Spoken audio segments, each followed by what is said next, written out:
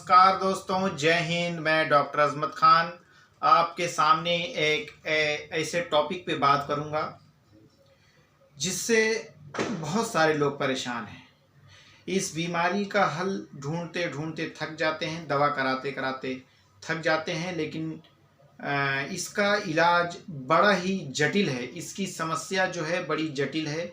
ये एक ऐसी बीमारी है कि अगर एक आदमी को हो गई तो घर के सारे मेंबर्स इससे परेशान हो जाते हैं और दवा भी खूब करते हैं लोग, लेकिन इसका इलाज बड़ा जटिल होता है। परेशानी इतनी रहती है कि लोग इससे परेशान रहते हैं। फंगल इन्फेक्शन, दाद, आज इसके बारे में हम लोग बात करेंगे। फंगल इन्फेक्शन और दाद, जिसको हिंदी में हम लोग कहते हैं, ऐसी एक बीमारी है जिसका 3 महीने 6 महीने एलोपैथी में लोग इलाज करते हैं और इलाज करवा के परेशान हो जाते हैं, लेकिन कोई इसका हल दवा करने के बाद भी निकल नहीं पाता है। वापस से ये बीमारी फिर से होती है, बार बार उनको इलाज करना पड़ता है, लेकिन फिर भी इसका समाधान थोड़ा मुश्किल होता है। तो इसका इलाज तो हम बताएंगे, उसके पहले कुछ ऐसी बातें बताएंगे जिसके द्वारा हम जो है इस बीमारी से बच सकते हैं, या फिर अगर बीमारी हो गई है तो उसको ठीक करने में आसानी होगी। जैसे कि हमको डेली बाथ लेना है, रोज हमको नहाना है, साफ सफाई का ध्यान रखना है, घर के जिस मेंबर को ये बीमारी हुई है उसको अपना साबुन तौलिया, रोजमर्रा के जो उसके सामान हैं, अपना अलग प्राइवेट रखना है। सारे लोग अगर वही साबुन, वही तौलिया, वही सामान उसका इस्तेमाल करेंगे तो दूसरे लोगों में ये रोग फैलने का डर ज़्यादा होता है। आइए हम बात करते हैं कि अगर किसी को दाद हो गया है तो उसको होम्योपैथी से किस तरह से जड़ से ख़त्म किया जा सकता है। तो कुछ दवाएं मैं बता रहा हूँ। इसकी सबसे मेन इम्पॉर्टेंट दवा मैं बताने जा रहा हूँ, वो है बेसिलिनम 200।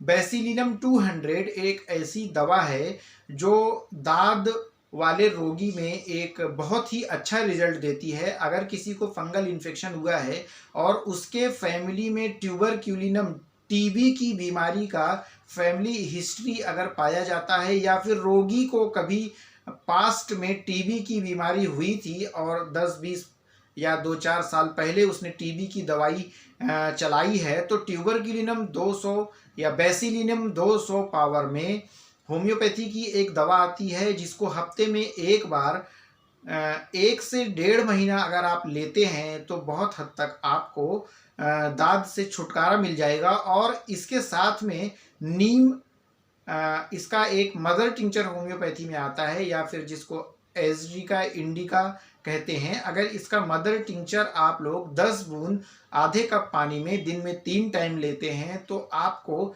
दाद जैसी पुरानी बीमारी से बहुत हद तक छुटकारा मिल सकता है और आप लोग इस रोग से मुक्त हो सकते हैं। सिम्टम के हिसाब से और बहुत सारी दवाएं इसके ऊपर काम करती हैं। इसके अलावा भी, जैसे अगर दाद का रोगी दुबला पतला है, नमक खाने की प्रबल इच्छा उसके अंदर है, तो नैट्रमूर 200 पावर में हफ्ते में एक बार बीमारी की अवधि के हिसाब से उसको रिपीट करना चाहिए। इससे भी बहुत अच्छा रिजल्ट मिलता है। अगली दवा हम जिसके बारे में बात करेंगे, सेपिया 200 पावर में।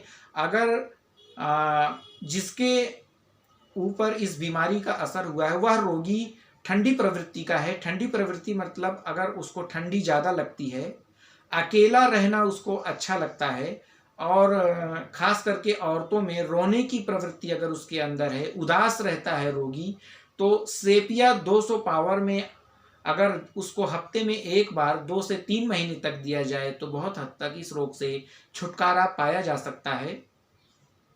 जैसा कि मैंने आपको 2-3 दवाएं भी बताई और एक मदर टिंचर भी बता दिया।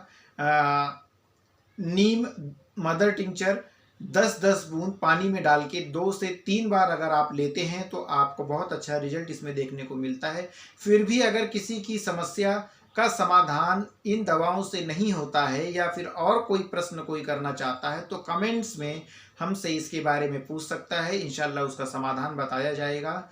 आप जो है इसको इस्तेमाल करके देखिए। इन 3 दवाओं से ज़्यादा से ज़्यादा दाद के रोग को ठीक किया जा सकता है। फिर हम अगले वीडियो में और किसी टॉपिक पे आपके साथ मुलाकात करेंगे। तब तक के लिए आप खुश रहिए, हेल्दी रहिए और अपने परिवार का भी ध्यान रखिए, अपना ध्यान रखिए। और हमारी यही दुआ है कि आप लोग हमेशा तंदुरुस्त रहें, सारी बीमारियों से आप बचे रहें, और अगर बीमारी हो जाए तो उसका इलाज हम लोग आप तक पहुंचा सकें, जिससे कि आपकी बीमारी को ठीक किया जा सके। जय हिंद।